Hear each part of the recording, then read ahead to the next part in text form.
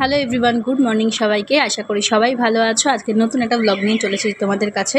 সকাল সকাল মেয়েকে রেডি করে স্কুলে দিয়ে চলে এসেছি। ওর এখন এক্সাম চলছে, তো সকালবেলা আর কিছুতেই ব্লগ অন করা হয় না। আর যেই সময়তে মেয়েকে স্কুলে দিয়ে চলে এসেছি সেই সময়তে আমি কী কাজ করি সেটা দেখাই। এখন যেহেতু শুধুমাত্র পরীক্ষার টাইম 2 ঘন্টা, তো সেই জন্য আমি আর ওকে সকালে ভাত খাইয়ে পাঠাই না, ও একটু দুধ মসলি খেয়ে চলে যায়। চলো, মেয়ে যতক্ষণ ওদিকে পরীক্ষা দেবে আমি ততক্ষণ কী করি সেটা তোমাদেরকে দেখাতে থাকি।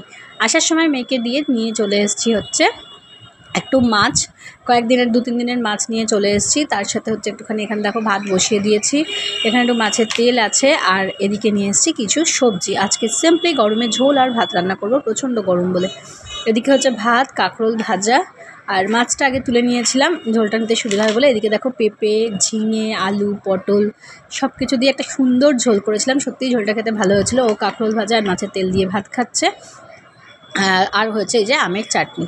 এই সিম্পল লাঞ্চ ছিল আজকে। একটু গন্ধরাজ লেবু তো নিতেই হবে, কারণ আজকে ঝোল ভাত হয়েছে বলে। আমিও স্নান টান করে খেতে বসে পড়েছি। মেয়েকে স্কুল থেকে নিয়ে এসে পরিষ্কার করিয়ে দেখো স্নান টান করে খেয়ে দিয়ে উঠে দেখো দোলায় দুলে যাচ্ছে। সকাল থেকে বেশ কিছু কাজ ছিল, তো মেন্টালি একটুখানি এদিক ওদিক। আর এই দেখো এখানে ব্লিঙ্কিটের জিনিসপত্র এসছে, সেগুলোও পড়ে আছে, এগুলোকেও ঢালতে হবে। এই যে কী সমস্যার কাজ যে কী বলবো, এই আটা ময়দা সব ঢালা। শোনো, আমাকে বললো একটু কেটে ফেটে দিল।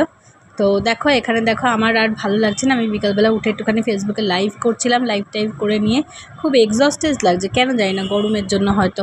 তারপরে মেয়ে একটুখানি পড়ে উঠতে ওকে নিয়ে একটু বেরোলাম। যাচ্ছে ওই আঙুলের যে সমস্যাটা হয়েছিল না, তো সেটার জন্য ডক্টর একটা জিনিস বলেছে, সেটা কিনতে যাচ্ছি। ওটা কিনে নিয়ে এলাম, এসে রুটি করলাম।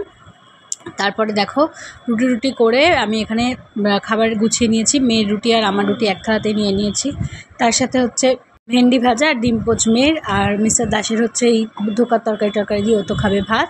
আর আমি খাবো হচ্ছে এই যে 2 দিনের চিকেন, 2 দিন আগে চিকেন করেছিলাম, সেটা রয়ে গেছিলো, সেটাই একটুখানি 2 পিস মাংস দিয়ে ভাত খেয়ে নেবো। এই যে মেয়ের নতুন গয়না হলো। কথায় এই যে কি বলবো, উটকো ঝামেলা বলে না, খেলতে না কিছু না, পড়তে এইসব কাণ্ড। জল খাও করে জল আর খাওয়ানো যায় না। এখন বাবা চেপে ধরে জল খাওয়াচ্ছে। ওকে মুখে জল না ঢেলে দিলে ও জল আর মুখ থেকে পেট অবধি যায় না। কী যে সমস্যা আমি জানি না।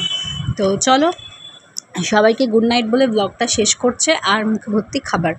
গুড নাইট বলেও ব্লগটা শেষ করতে পারলাম না, কারণ হচ্ছে এই যে 11:30টার সময় দেখুন কি কাণ্ড, লোডশেডিং হয়ে গেছে।